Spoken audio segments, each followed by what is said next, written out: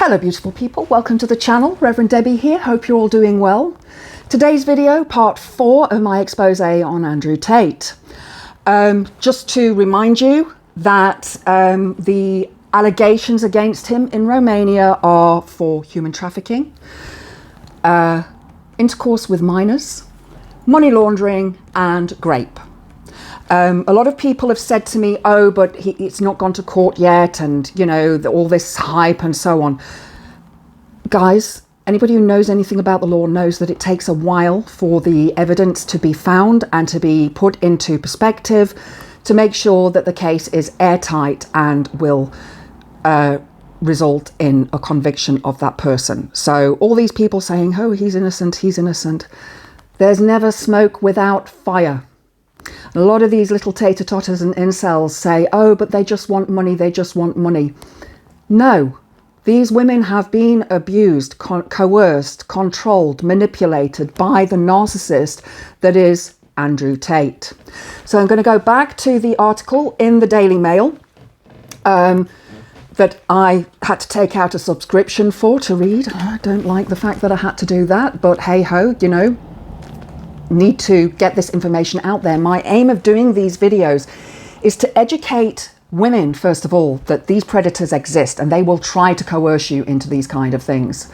As I said previously, I used to model and I was offered to do naked or nude photography and I declined because it wasn't my cup of tea. If you do choose that, that's fine, of your own free will. But Tate uses the lover boy technique, which means that it's very similar to love bombing in a narcissistic relationship, where they promise the person that they love them, they're going to marry them, they transport them over to the country that they're in, and then they keep them there under lock and key. So it's not only trafficking, it's also pretty much kidnapping. So I'm just going to start off where I almost finished off yesterday, yet Sally and Helen's cases were told that they weren't going to court because there was insufficient evidence, which is what many grape victims go through when they try to get the evidence together to take it to court, which is why so many women do not even bother to report grape. Because what's the point? What is the point of going through all of that pain and anguish to wait 2 years to go to court and then being told that you were asking for it because of what you were wearing? So Amelia, this is the girlfriend that he had, who was 7 years younger than Tate at the time. And it was the only serious, she'd only been in one serious relationship before that. And she said that Tate was sweet at first. And she said, I can understand why people find him funny because I did for years. And that's very enticing. An intelligent, tall man who's a kickboxer. Why would you not want to spend time with him? I find him gross. That's just my choice. He's not my type. He's all mouth. There's that wonderful photo of him in his budgie smugglers, and there's no budgie in the smugglers, so makes me wonder if the budgie even exists. And it's often men who have little budgies that do this kind of thing to make up for their lack of manhood. But she always knew he had a horrible side to him, which emerged the first time she went to his flat. They were kissing on the bed and he told her he was debating whether I should grape you or not. Debating. I had an ex, years later. I was in a bar. I was dating the barman at the time and I was sat at the bar and this ex of mine walked past and whispered in my ear, one day I'm going to grape you. It happens. It's real. It's not fake. Many men are like this. There are many good men out there, and I just want to stress that not all men are predators, but the good ones are few and far between. And those good ones that are out there, we implore you to help us fight this scourge of toxic masculinity that is damaging the world today.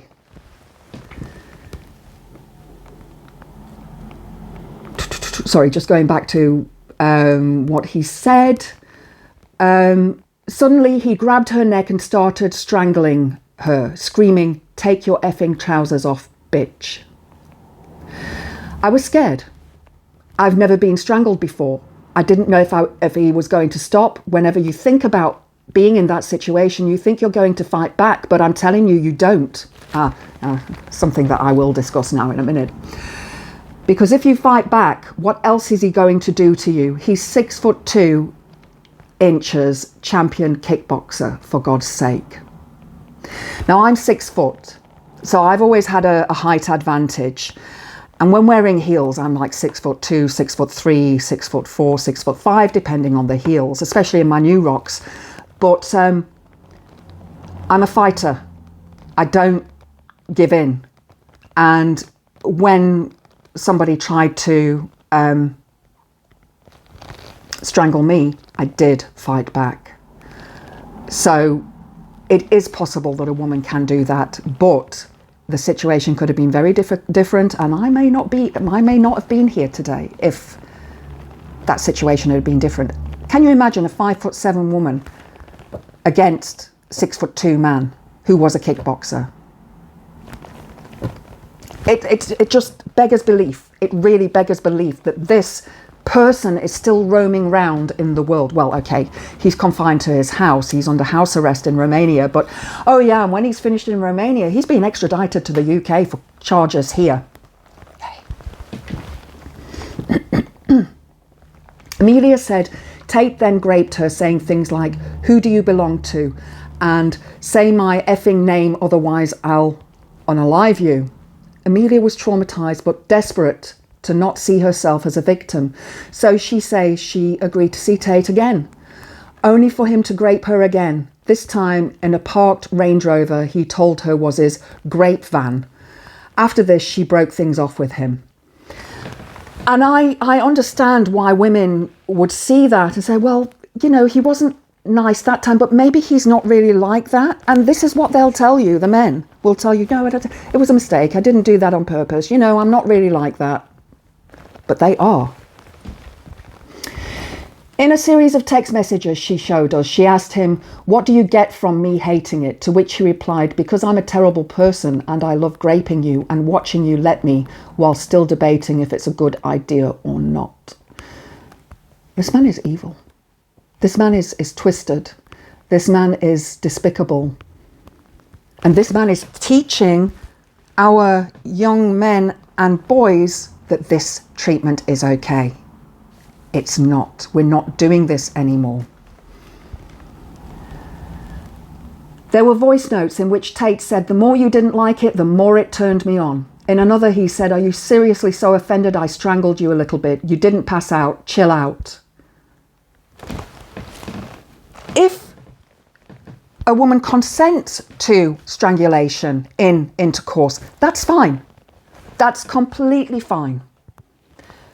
But if not consensual, that is rape. That is assault. And that is intent to unalive somebody. It can happen so quickly. It can happen so quickly. He sent her a video of him breaking a baseball bat over his shin. What a daft thing to do. Along with a message to remind her of the caliber of man I am. I am one of the most dangerous men on this planet. See, he's actually admitting that he's dangerous. He is admitting he's dangerous. He's admitting here that he did this, that he actually did grape this woman. He should be in prison.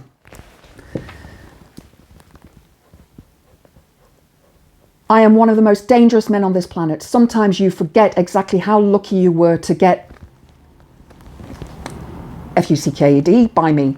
Don't forget, I'm a bad boy. It wasn't until 2014, about 6 months after the first alleged rape, that Amelia filed a complaint with Bedfordshire Police.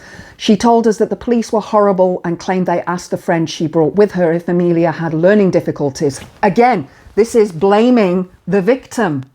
This is putting the blame onto the victim. Now, if you are a victim of grape, please ask to see a female officer when you give your report.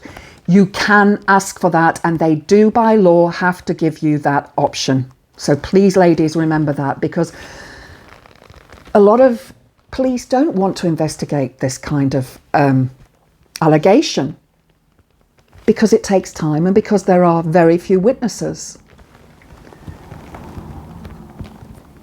This, she said, made her feel unable to pursue the claim. Instead, she opted to log it.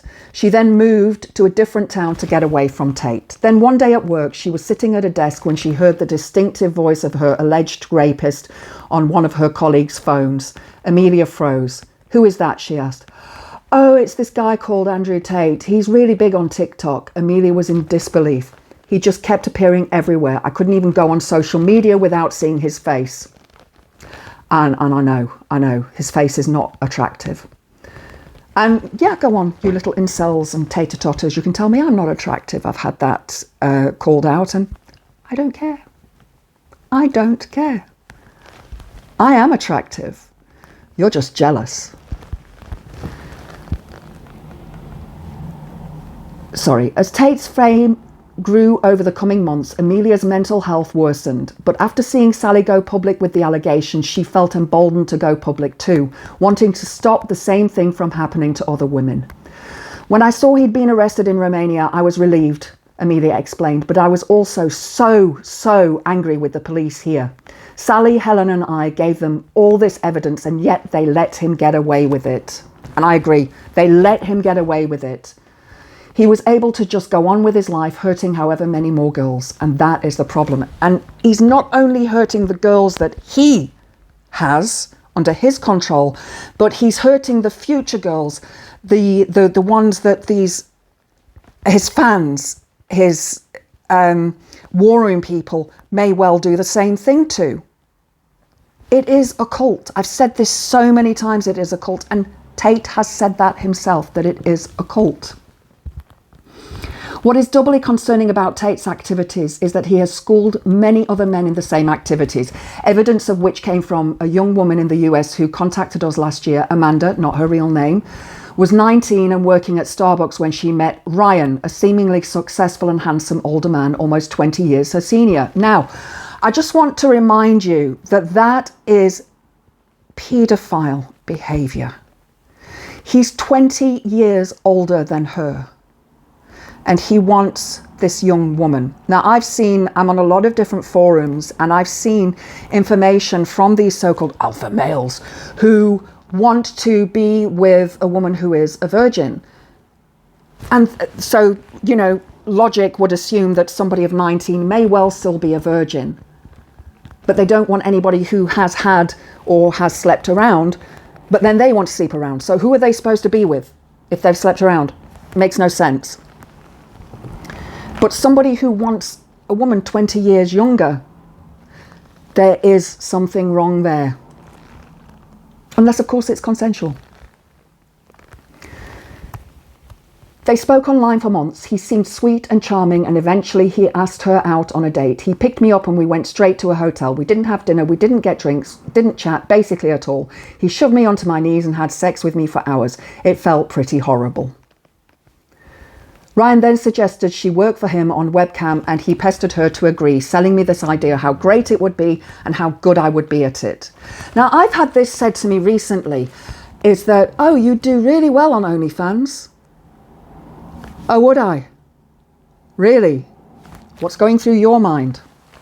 Remember this, guys, girls, ladies, women. Any man who says something like that to you has already seen that kind of information online, seen that kind of topic, subject online, and they think that, well, you'd be good at it too. I was even once told that I could work on a sex phone line because I've got a sexy voice. Maybe I did when I was younger, but I don't know. I just think, how dare a man say that to a woman? It's wrong. It is misogynistic. It is intimidating. Eventually, Amanda gave in and he introduced her to another man, Eric. These are all just names that have been placed and not their real names, at whose house she did the webcamming. She was allowed to keep 20% of the money she earned. So if there's £100 an hour, she's getting £20 an hour. That's 20%. She was allowed to keep 20% of the money she earned, with Ryan and Eric splitting the other 80%. They made me work 8 to 10 hours a day, and if I had what they considered a bad day, Eric would take out his anger towards me in physical ways. Both men, she said, were members of Tate's war room. Now, I'm going to get into the war room in a little bit. His global network of alpha males, and I'm pretty sure that they learned all of this from him. They constantly spoke about Tate as the man they aspired to be like, the man who had made millions doing exactly what they were doing. According to her, they were constantly on their phones to other members of the war room discussing their girls. Their girls. They treated them as property. So I'm going to end part 4 here. I'll start with part 5 later on. Please keep watching. Please put any comments or thoughts you have down below, whether you are an incel, tater-totter, or a woman who is concerned about other women experiencing this kind of horrendous treatment from men. Hope to see you next time. Blessed be.